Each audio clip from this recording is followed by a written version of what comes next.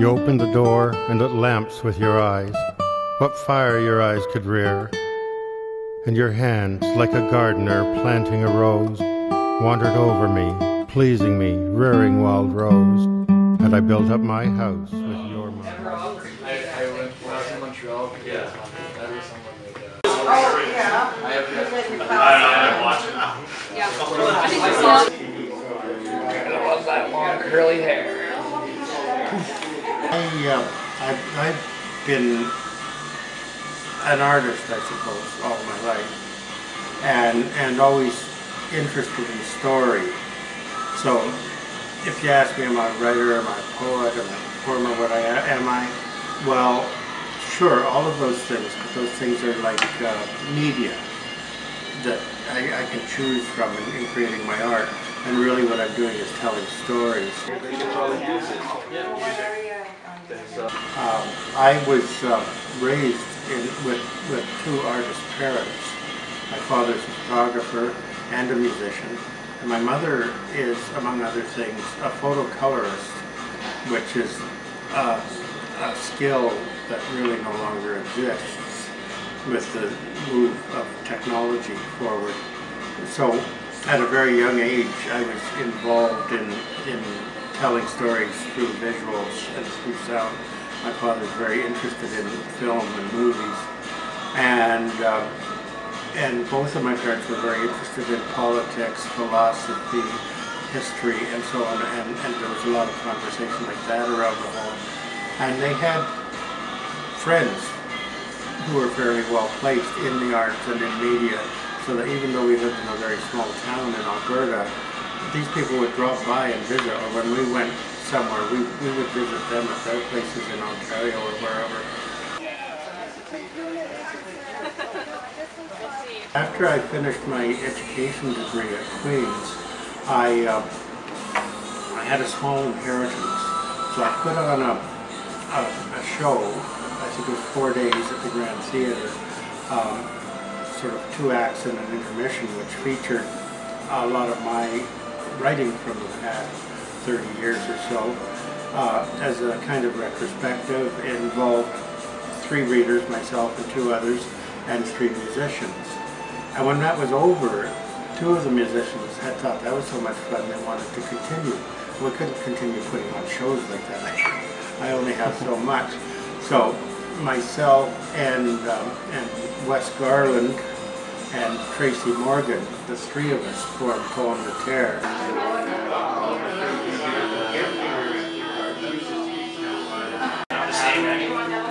I think so. It's not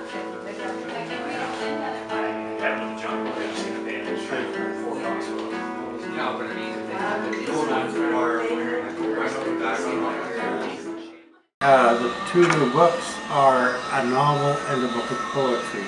The book of poetry, called On Edge, is a very dark piece collecting a number of poems I've written over the last few years, and it's kind of balanced between longer pieces and short pieces, and it's not about the darkness. That's the thing that's important. People can read it and see it as very dark, but it's really about the journey, about if you're stuck in that darkness, if you can take that journey and get out, there's always light at the other side, and that's what it's about. It's also, the title poem is called Edge, and that's really the core too. There are a lot of people who are stuck out on the edge, meaning they're excluded from society in one way or another. They may be in poverty, they may be homeless, they may be on meds that make them a little weird, or meds that when not there they get a little weird, or they may just look different, and they get very frustrated because they can't get in, they can't break into society in general or to the clique that runs things.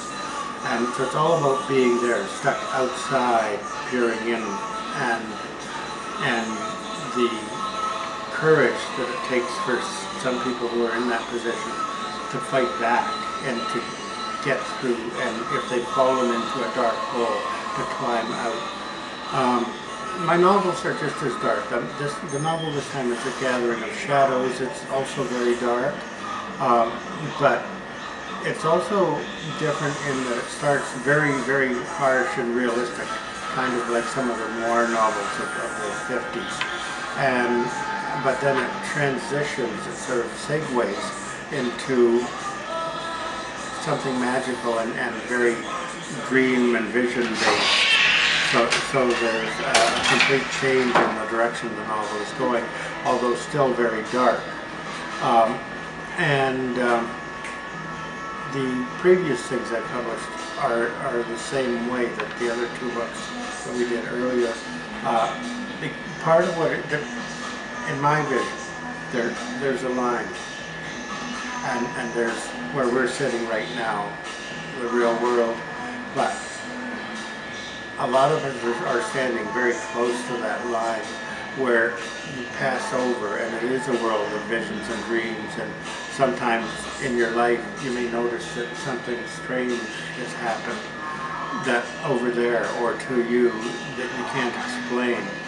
And so a lot of my writing is about, again, an edge, about that line between what people consider to be real and that other reality that we have all around us.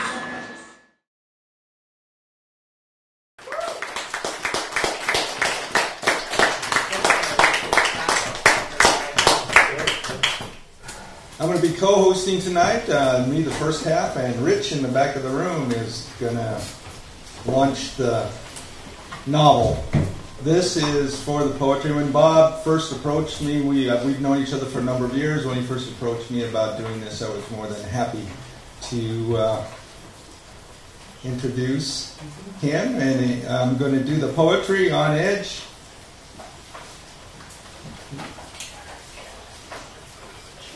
His poetry has appeared in the University of Windsor Review, the Dalhousie Review, Ball State University Forum, the Tower, McMaster University, Alive, Bardic Echoes, Legends, Stimulus Origins, Other Voices, the Lunatic Fringe, Alberta Poetry Yearbook, Pines, the Canadian Tree, and a number of journals and anthologies.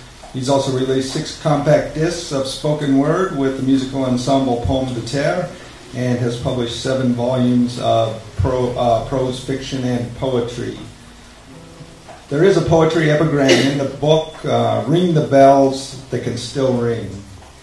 Forget your perfect offering. There is a crack in everything. That's how the light gets in. It's Leonard Cohen from Anthem. And I thought, just before I bring him up, I would just read the back of the book. There's some really great poetry in here. I definitely recommend picking one up. Canadian poet Bob MacKenzie lives in a world of sharp contrasts mediated by shades of gray. In this world there exists a fault line between the everyday in which most of us live and the fantastic, a dark place of dream, vision, and possibility where there's danger around every corner. Here exists that dark hole into which some of us sometimes fall, that place from which we fear we may never exit. Here is that place where those who feel unsafe and unprotected, the abused, the battered, the unwanted and used in our world must finally go to hide. Not everyone who reaches this point can see the light that will guide him or her out of, again, to safety. Mackenzie straddles the schism with one foot firmly planted on each side, hanging on to the light and warily anticipating the encroaching dark. His poetry speaks of those who escape to the dark, seeking safety, but who fall in and become lost. It speaks of a dark place where we each fear and of its dangers. But there's optimism in Mackenzie's poetry, which speaks of a light ever present in even the darkest places. To be seen by one who doesn't give up hope, the light that will show the way home. In the very darkness of Bob MacKenzie's poetry, there is always hope to be found. And with that, Bob MacKenzie and the Edge.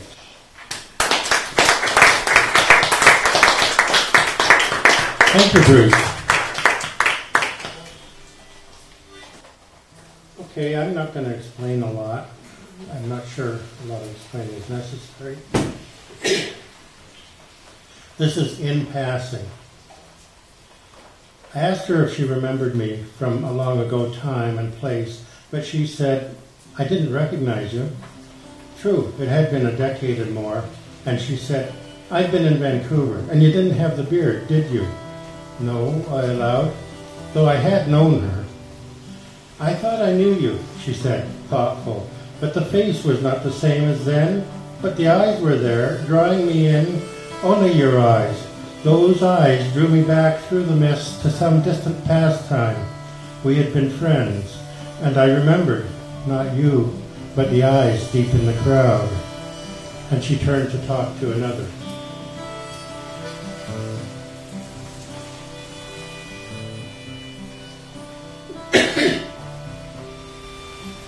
To the angels. This prayer of mine is for all the lost children. This is for all the children who have lost their way, who have been left behind, and who have been taken, who got lost in the wilderness and went astray. This is for the child who was taken by strangers and was led forever into some cold, dark night, the child who may have been unaware of dangers, the children left blind and innocent to their plight. This is for the child who is torn between houses but without a real home, a child now a chattel claimed by two parents who are no longer spouses, seeing not a child but a weapon of battle. This is for the children who are torn from their lives and locked in limbo by an unreasoning state which thinks it protects while its intensity drives all its own errors forward until it's too late.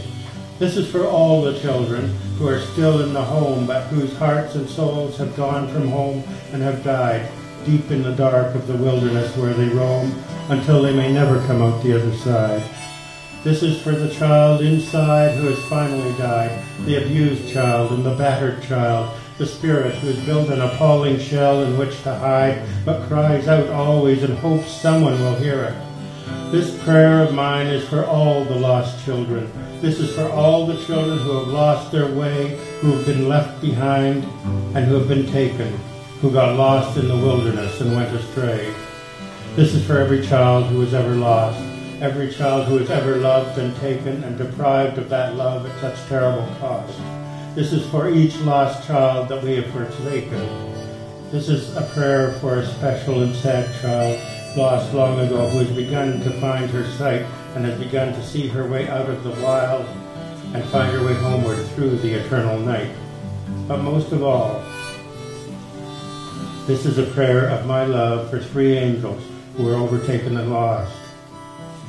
This is my prayer that all good and all my love may bring home my angels nevermore to be lost.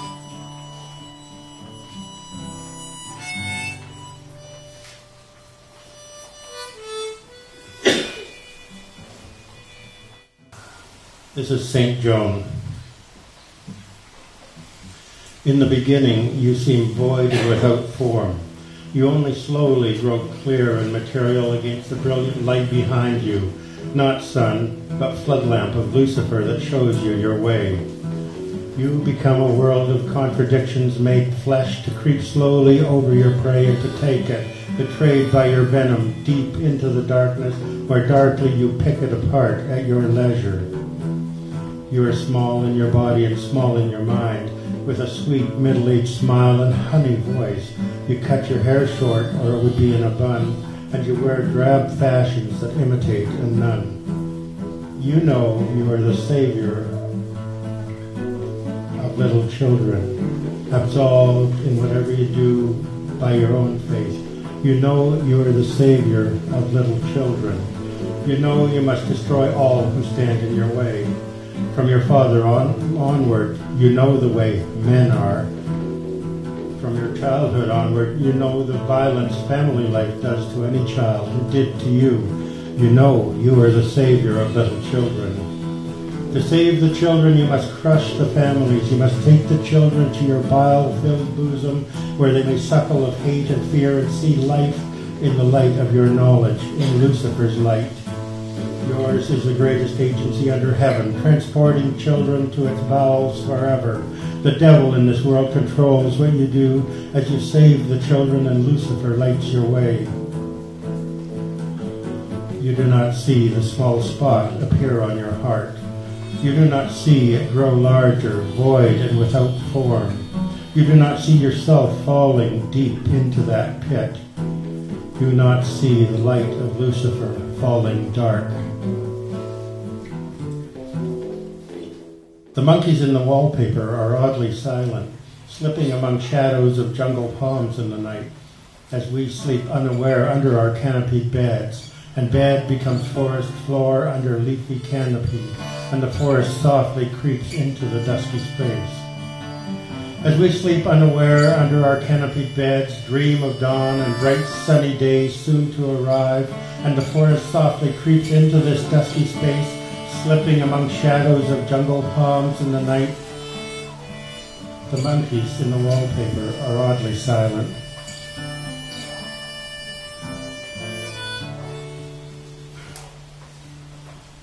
Oh, we're filled with anger tonight. Oh well.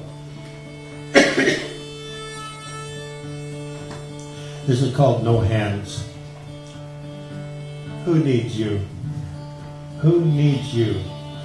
When I was a young boy, I rode with no hands for your love. I rode around the world. You were never there. Damn you, damn you, damn you, damn you. I never needed you, never needed love. Damn you, damn you, damn you. I never needed you. I did all right on my own. I did all right without you. I rode no hands for you. I rode alone. You were not there. There was no love for me from you. I needed love. I kept my balance. I kept my balance. Riding with no hands through the night, through the night, through the dark you left me in. Where were you when I needed you? Where were you when I needed you? Riding with no hands through the darkest night. Where were you when I needed you? Riding with no hands through the darkest night. Where were you? Where were you? Where were you when I needed you? No hands, no hands, no hands, no hands. Riding with no hands, riding with no hands. Where did your love go? Where did your love go? No love, no love, no love, no love. Bicycle riding, bicycle riding.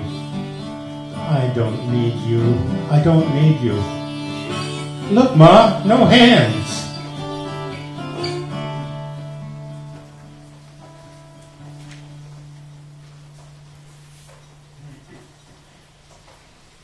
Now, in the silent half-light before dawn, she sits quietly waiting for something, unaware of what she expects to come, as dawn's mist obscures the beasts in the dark. The soft turquoise of her nightie wraps her, but doesn't stop the chill mists of the night, cold fingers of the dead touching her skin with soft caresses calling her to come. Still in the silent half-light before dawn, she sits and feels a shiver take her over, and she can't tell if it's from chill or fear. Around her, she senses the night dying.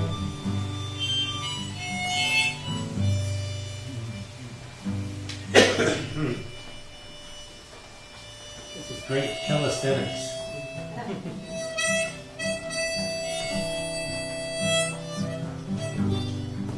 The girl. The voices are there hidden in the night, where the girl can hear their every word, hidden behind corners and whispering secrets along the street and in the trees. She shivers in the darkness and moves on, knowing the shadows follow and whisper not only secrets but darker threats, all in languages only she understands. Somewhere near, an owl's hollow hoot calls her. Her name echoes off the city's hard walls. Cats' wails follow in bitter harmony. The girl only half understands, but fears. The street falls silent, but the girl hears still, shadows whispering darkly toward her, the hush following her every step, she falling into ever deeper dark. Sometimes the girl hears footsteps behind her. She turns to look, but sees only the darkness. She sees the shadows slide along the walls. She shivers in the darkness and moves on. There's no sky behind the ink of night. The moon hides behind a black mask of clouds. Someone has broken the streetlight bulbs. The voices are there, hidden in the night. She shivers in the darkness and moves on. Shadows move slowly along the dark walls. Shadows whisper dark threats only she hears. She shivers and moves on through the darkness. Somewhere far away a siren shrieks out. The siren bounces lightly off the walls. The girl hears only voices that follow. She hears only the whispers in the dark. A faraway siren meets the darkness. The wail underscores a doo-wop song. Owl and cat harmonize with the siren. The girl hears, but only half understands. The girl is alone in the darkest night. The darkest night hides deep inside the girl. There's no escape from the voices' whispers. There is no escape from the creeping dark. Somewhere near, an owl's hollow hoot calls her. An owl in the city. How strange, she thinks. Her name bounces off hard walls into black. Cats' wails follow her name into the dark. The girl hears voices no other can hear. She hears and she understands dark whispers. Threats in the night touch the girl deep within, hide behind corners and whisper to her. The dark grows thicker to smother the girl. Not ink now, the dark becomes living tar.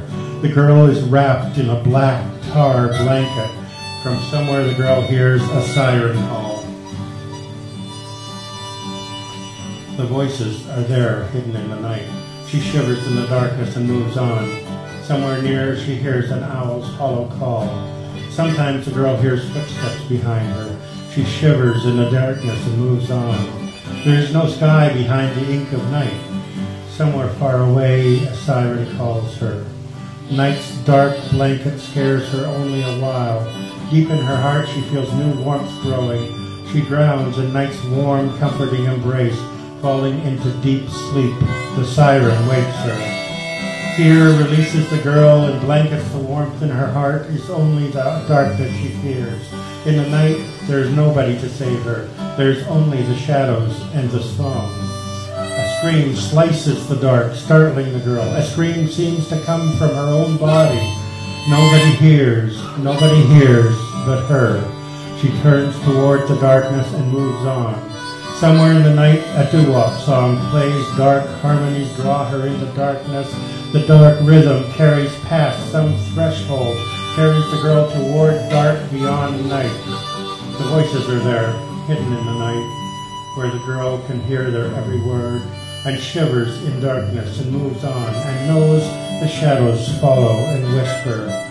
Shadows whisper from deep in dark corners, secrets told on the street and in the trees. Not only secrets, but darker threats told in language only she understands. The girl is alone in the dark, crying. Nobody knows but her. The girl follows a sound through the darkness. From somewhere she hears a doo-wop melody. Dark voices whisper to her through the night. Threats in the night touch the girl deep within. Somewhere far away, a siren shrieks out. Somewhere near, she feels something dark approach. She sees only shadows, hears only the song. Nobody hears, nobody knows but her. She shivers in the darkness and moves on. Shadows follow slowly along dark walls. The girl hears voices no other can hear. She hears and she understands dark whispers. There's no escape from the whispered voices. There's no escape from the creeping dark. The doo-wop music draws the girl deeper. Dark harmonies pull her toward darkness. The girl walks deeper into the darkness. There is no escape from the creeping dark. The voices are there, hidden in the night. The girl hears but cannot escape them, hidden behind corners and whispering secrets through the trees and along the street. The scream echoes louder in the darkness. There is no escape from the creeping dark. There is no escape from screams in the night. The girl has lost her way in the darkness. Shadows move slowly along the dark walls. She shivers in the darkness and moves on. Knows the shadows follow her and whisper dark threats that only she can hear. Something in the night reaches deep in her. She shivers and walks into the darkness. She drowns in night's warm, comforting embrace. The girl falls into perfect sleep to dream. The sun shines brightly from clear blue skies. Threatening voices and dark shadows hide. The girl is at peace in a perfect day. Far away, a doo-wop song fills the air.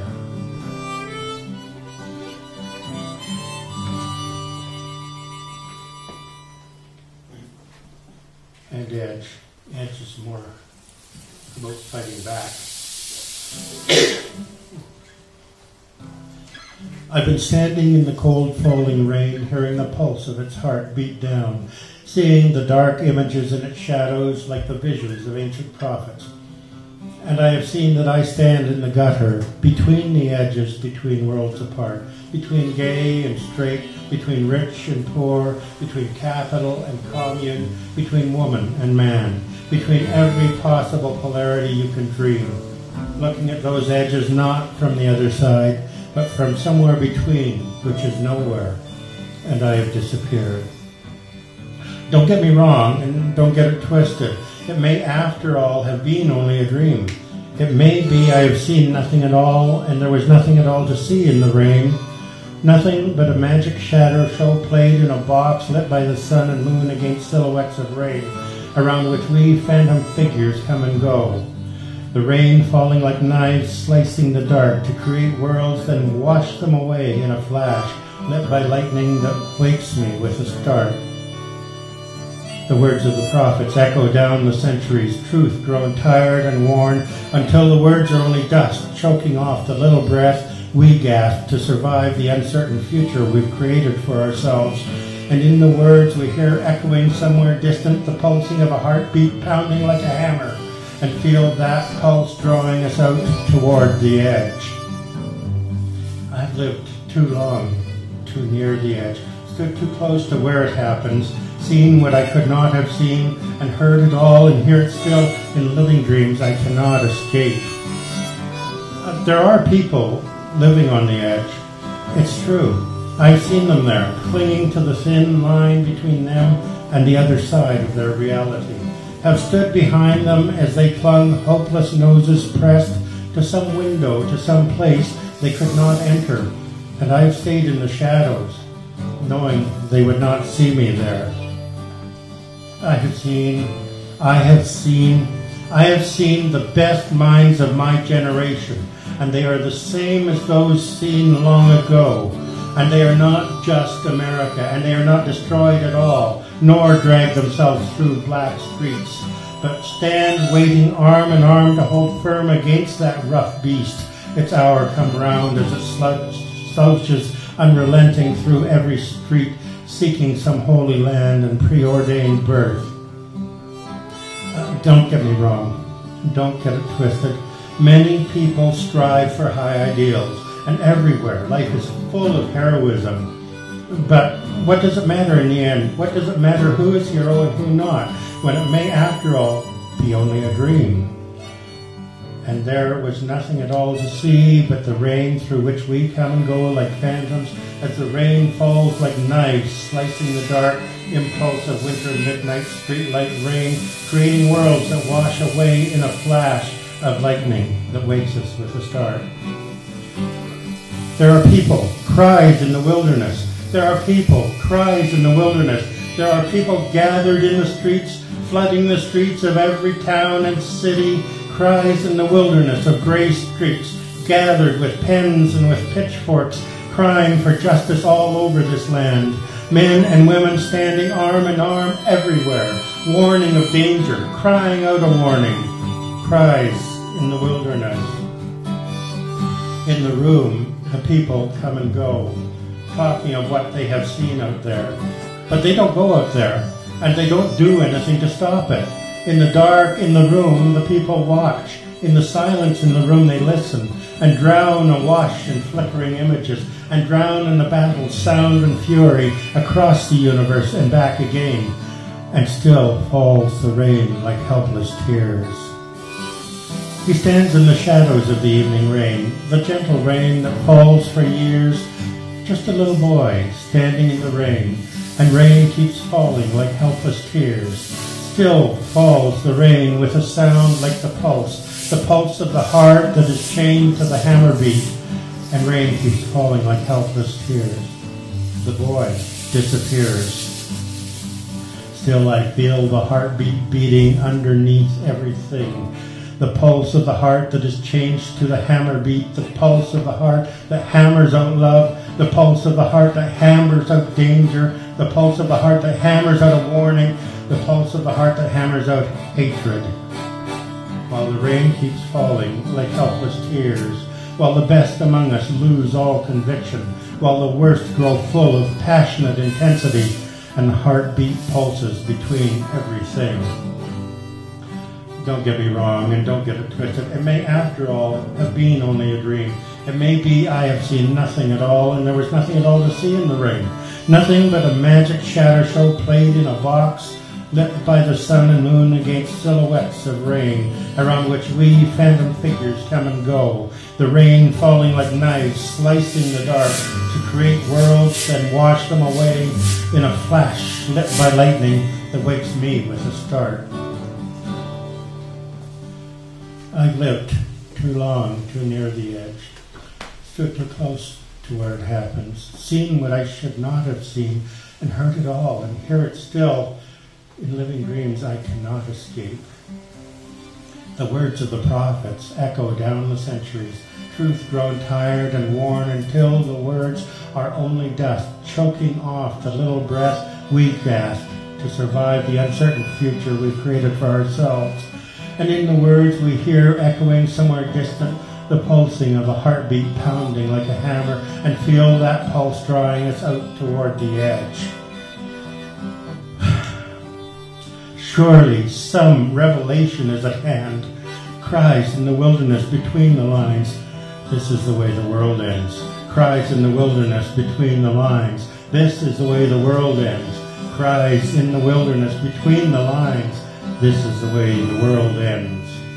And we stand waiting arm in arm to hold firm against that rough beast its hour come around, as it slouches unrelenting through every street, seeking some holy land and preordained birth, and some ancient anarchy is loosed upon the earth. But don't distress yourself with dark imaginings. No doubt the universe is unfolding as it should, and the dark you see is only rain falling. Too long living not on the edge like some, too long living in the gutter flows between the edges where the shadows flow between the edges, unable to see the dark that consumes their lives. I'm with you in Rockland, he cries out loud, cries from the wilderness with conviction. Is anybody out there? Does anybody hear him? Is Rockland just another dream in the dark? His voice an echo of something that is no more, a cry in the wilderness between the lines. I'm with you in Rockland fades in the distance. His voice disappears. But don't get me wrong, and don't get it twisted.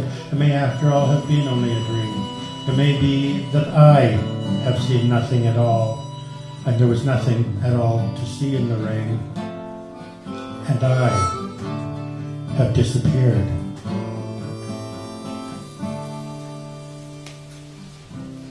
That's the title poem for the book.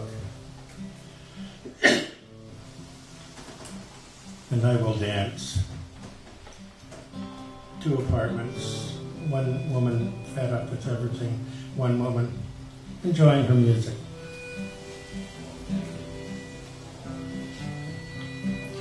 In her place upstairs, her music is playing.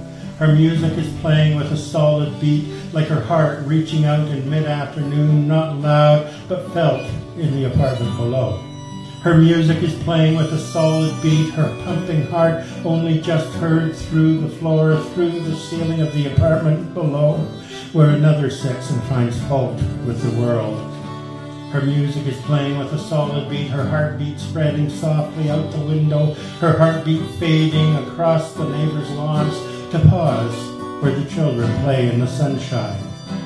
From the place downstairs, anger cries out loudly against the beat of her heart, against the world, and unfair rage against her, unfair and angry, and she will take no more. Her heart is pumping the words. She cries out loud, I will bring over the neighborhood children. I will bring over all the neighborhood children. And I will dance, and I will dance, and I will... Thank you.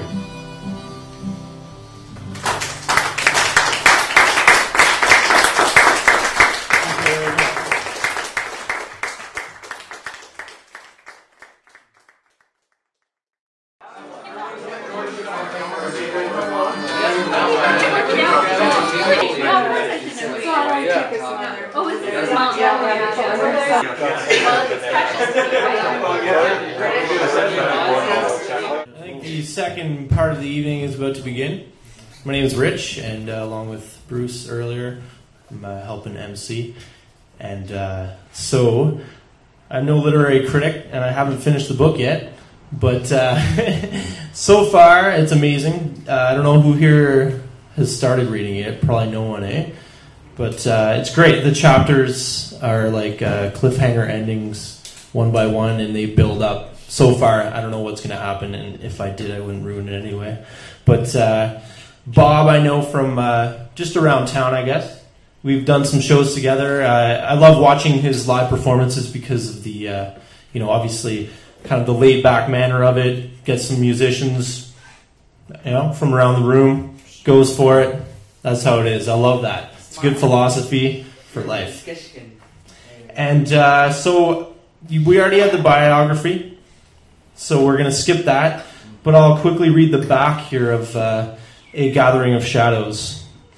In Windsor, a Canadian border city across the river from Detroit, Michigan, Steve Lansing, a down-and-out freelance journalist, is gradually but inexorably drawn to a story of international crime and conspiracy that seems to have political implications at the highest levels. Yet he is unable to penetrate the tight web of deceit protecting whoever is behind it all. Finding himself drawn ever deeper into a world that seems controlled by fantasy, dreams, and visions, it's not that Steve is stubborn, but that it seems he can find no way out.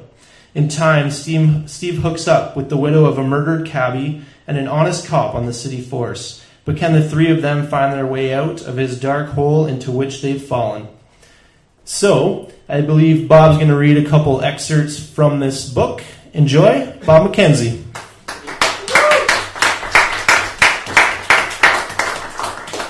I have created a table. So, a couple of scenes from the novel. At the Pit Hotel, closing time was slow coming. Last call had come and gone, and still the bulk of the denizens, the homosexuals and the lesbians, art and drama students from the university soaking up subculture, undercover cops, and the lone reporter held on to the party atmosphere engendered by the combination of spring and beer. A man stepped from the side door, recognized the pressure of too many beers drunk too soon after one another, and turned to regain the pit's washrooms. Too late. The door was locked. He glanced at the street. It was too open, too visible. He looked some more. There, kitty-cornered to the pit, veiled in dusky shadows, was the entrance alcove to the old bristling department store. A block-square edifice once thriving, but closed several years back, unlikely to draw the attention of passers-by. Was it deep enough? Was it dark enough? A pressure at his groin told him that it must be. He set off at a fast walk and faded into the dark grotto a quarter block away, deflating at last to comfort before returning to his car. In a similar dark hole across Goya Street from Brisling's entrance, a lone, uniformed figure leaned, whispering to his radio. I don't know, but I might have him. If so, he's sloppier than usual, pissing across the street like nobody sees him. Could be him. How's this sound? About 5'9", 10, could be blonde. Hard to tell from here. Casual slacks, leather sports jacket. How about it? Could be, the radio whispered back in static tones that betrayed no decision on the part of the transmitter. the shadows turned to whisper. Should I take him? Wait, we have to be sure. There's no simple arrest here. They want him out of the way, for sure. We have to make sure. You still got the car? Yeah, you wait there. I'll wait here. If he comes to the car, we've got him. Follow the pisser when he's done. Right. The uniform had only seconds to wait. Then he stepped from the shadows into the blue street light and followed. The man walked back the way he had come, toward the corner of Pitt and Goyle. And at the corner turned. It looked as though he were walking toward the car. Steve felt better. Urinating had cleared his bladder, and the spring breeze had cleared his head. As he turned the corner by Brisling's, he paused for a moment. There, a quarter block away, was his car, a red and white 56 Ford Custom Line hardtop. True, it was not a Crown Vicky, but it was low and sleek and a car to be proud of. In the mercury blue of the night street, the rust and the dents seemed to disappear, so that the car from this distance could appear almost new. He was proud of his car. He trotted the rest of the way, leapt in and turned the key. The rock-solid muffler roared and the radio burst with American rock and roll from WLLZ. He began to pull away. Behind the red and white Ford, two shadows separated themselves from the night. Two uniforms became hard and fact. One flew from around the corner, yelling to his partner, who materialized from an alcove near the back of the departing car, and fell to one knee on the road. His hands rose to eye level. Steve felt a deafening sound. In his mirror, he saw a balloon burst in slow motion. A million snowflakes of glass floated toward him, drifting to rest the length of the car until, an eternity later, the final fluttered onto the windshield. In a second, he realized that his rear window had vanished, disintegrated. He stopped the car. He got out. He looked up. Had some drunk dropped a bottle from the apartment across the street? He saw nobody. He looked where he had come from. Two men were running toward him. Uniforms. Police. Almost as soon as the car moved into the streetlights, but too late to stop the shot, both policemen saw the begrimed license plates clearly. Ontario. Too late. The car had stopped. The shooter started to stand. Oh, God! His partner had caught up. It's the wrong car. We could have wasted the wrong guy. Shit! The wrong car. I think the bullet ricocheted. He could have been all right. Stay cool. I'll think of something. Just stay cool. But if they start checking on us, I know, just take my lead and I'll back away from it. You're the full constable and I'm probationary. You have to be in charge in case he knows the uniforms. Okay, he looks all right, but we've got to keep him from reporting. Just stay cool. We'll handle it one way or another. Steve stood by the back of the car. The two men in uniform ran up to him. Only when he first spoke did it dawn on Steve that they might not have come to help, that they might indeed be the cause of his present discomfort. Why didn't you stop? What? We called for you to stop. Why didn't you stop? What? You did this? Steve was astounded. You tried to get away, said the second policeman as he moved in close to Steve, standing face to face and less than a foot away. We had no other way to stop you. The other uniform faded into the shadows at the other side of the car. I never saw, never heard. I was driving away. Never heard you if you called. The realization came to him full blown. No other way? You shot at me. You shot my window out. You tried to get away. But why? You're drunk. We had to stop you. Drunk? No way. I was in the pit since 11. I only had 3 beers. That's enough. What? That's enough. 3's enough. That'll put you over the limit. Legal. Besides, you were pissing in public. That's indecent exposure. Fuck, man, you shot at me. What is this? Since when do you kill people for urinating? That's nuts. You shot at me. The policeman took half a step forward. His partner remained in the shadows. Steve stepped back slightly, pointing to the cavity where his car's rear window had once been. As he moved away from the uniform's aura, he could feel his anger rising. A split second later, it burst from his mouth. You blew out my window. Look at it. What are you going to do about that? You shot at me, man. What about this window? What about? The policeman moved forward, hovering again in a threatening manner, so that Steve stopped his tirade. We could find lots of charges to lay. Even if you got off, it would cost you a bundle for lawyers, but... The policeman stepped back slightly and his voice shifted from aggression to a conciliatory and friendly tone. Listen, we'll be glad to forget all these charges. Forget this ever happened. After all, everyone makes a mistake sometime. But you shot out my window. What about the...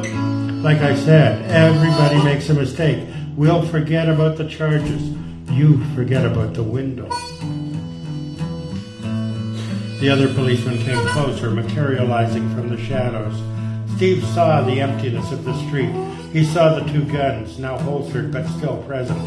He saw the shut-out window. He saw the point.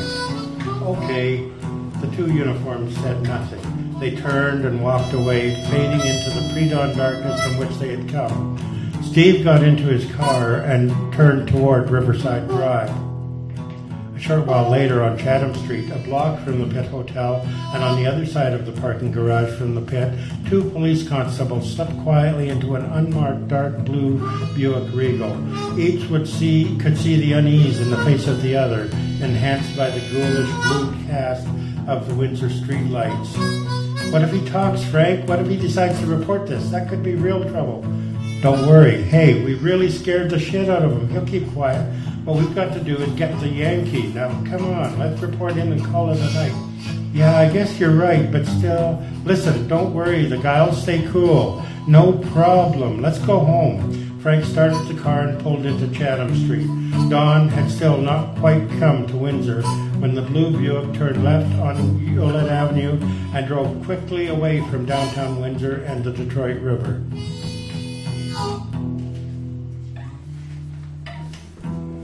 It is what many people would call an ideal Friday morning. The sky is blue and clear with only a smattering of misty clouds. The sun is high and seems to smile benevolently on all below, unobscured by the haze of pollutants which so often seems to fill the Windsor air. All the city seems to have suddenly come to life in the comfort of 70 degrees blown clear of the usually cloying humidity by a light breeze off the Detroit River. A young mime artist, temporarily out of work, practices his craft in white face and painter's coveralls over black dancer's tights, hoping to be noticed and hired by some creative businessman. From the riverfront to Wyandotte Street and back again, he beguiles adults and children alike with feats of magical sleight of hand and enthralls them with his facial and bodily contortions. Halfway along the mime's route sits the Birdman, a 50-ish gentleman in raggedy clothes with a long artificial flower bobbing from his tattered fedora, in unconscious memory of Emmett Kelly. In his hands he has a child's toy, one of those plastic pipes shaped like a thrush, which, when filled partially with water and blown through, warbles with a loud bird-like sound.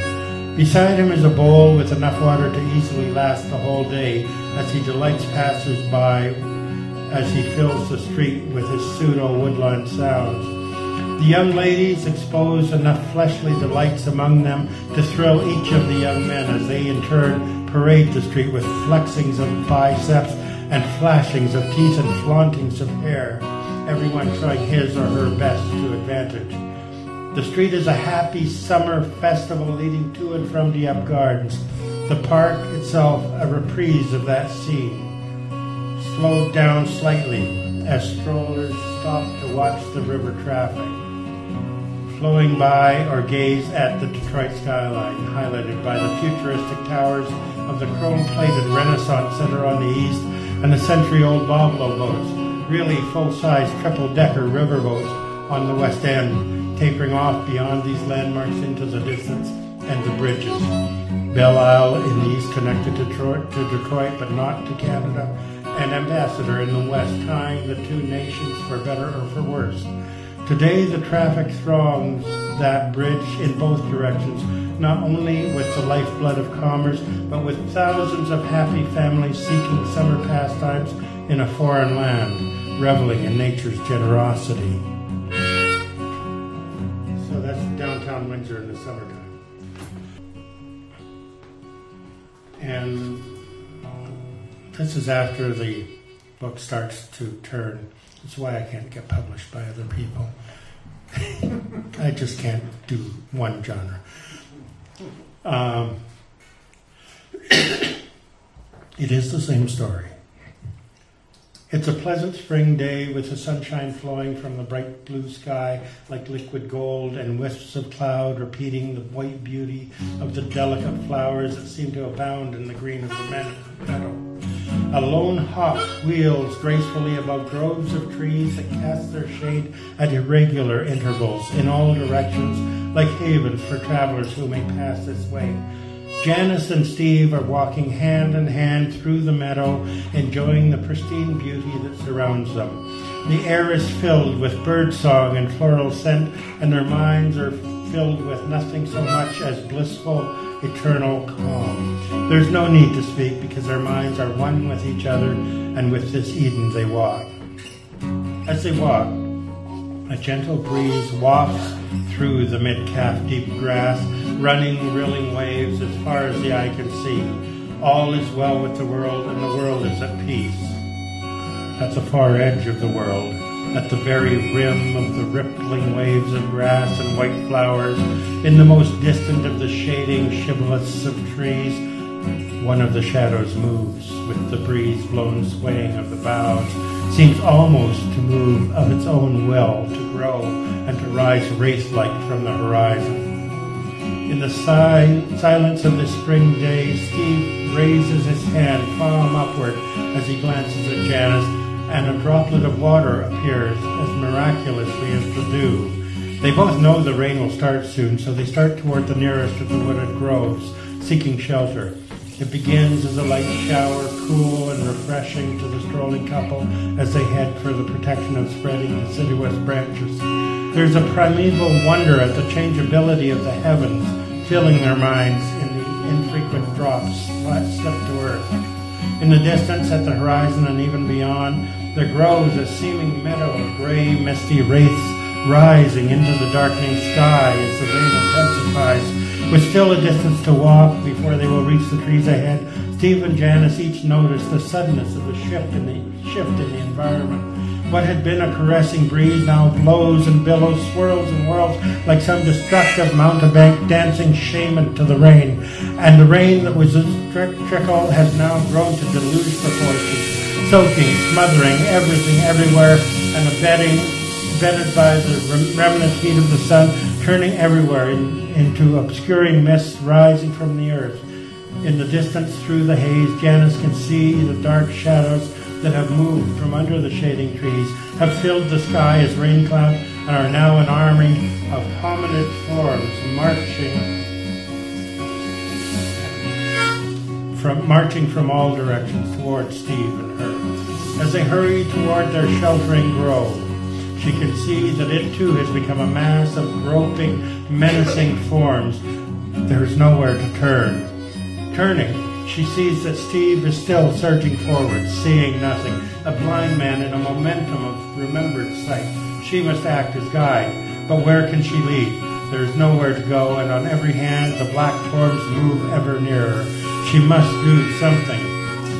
Taking her Tiresias by the hand, she turns toward what she assumes must be the east, and begins to walk, hoping the wind will blow the rain toward the west, although she does not know why she thinks it will. They walk a watery vision of hell until the minion wraiths are near enough to reach and touch, grasp and grow and grab. At the very instant these living wisps are about to envelop Janice and her charge, the rainbow appears just ahead, slicing through the mists, parting the watery domains in a stroke to allow the two pilgrims to pass through. Janice leads on between the walls of shadows toward the waiting rainbow. As they reach the radiant, curved column of light, it seems to Janice a solid edifice etched with stair-like grips leading heavenward. Seeing nowhere else to lead her unsighted charge, she grabs one of the recessions, placing Steve's hand in another. They begin to climb toward the sky, still unseen behind the mass black of the destructive nimbus. Almost as though they've never been anywhere else, Janice and Steve are above the storm, above the clouds, standing on the edge of the rainbow, which has now become a bridge, each end rooted in the mist below. Steve points downward, his sight apparently restored, at the now desolated meadow they have left behind. She follows his direction and sees a man where they have once stood. He is afraid. The misty forms engulf him. He is drowning in their watery gas. He disappears in a profusion of brightly colored bubbles that gradually turn from rainbow hues to blue and then fade to nothingness. She does not know what Steve is thinking. He is frozen in position, his right hand still pointing downward over the bridge. She senses more than sees that they are joined on this rainbow bridge by others, unidentifiable forms, white and misty against the gentle blue of the sky. In their presence, she now feels at ease. Below, through occasional breaks in the black cover of cloud, she can see people, too distant to be recognized, each alone in a small and shrinking circle of metal, surrounded by menacing moving mists. She is horrified at the thought that she can see, but she cannot help. She feels trapped in the glass globe of the sunlit sky, clear in her vision, but unable to reach out to others, drowning for want of that vision. The white mists around her give her the assurance that she has at least been able to lend her sight to one person when his need was greatest, and that is perhaps all she can ask.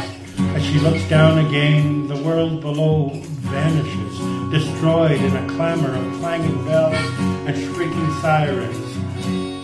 Janice is awake, shivering in her sunlit bed.